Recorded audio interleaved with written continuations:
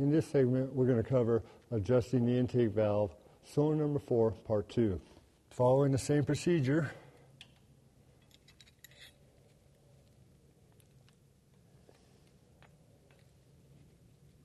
about the only thing that differs from the procedures is the locations of the valves and your accessibility for each one. I don't know, switching to this side of the vehicle made it better or worse. It's definitely different. Okay, I got it loose. Going back to our feeler gauge for the intake side, which is just slightly under 0.6 of an inch. Make sure we get the right one here.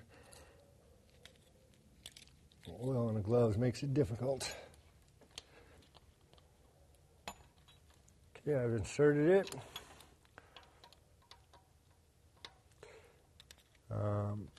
Backing that adjuster off about a half a turn, make sure everything's good and free.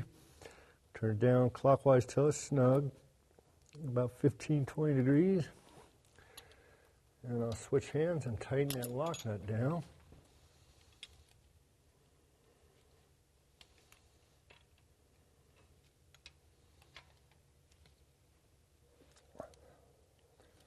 There we go.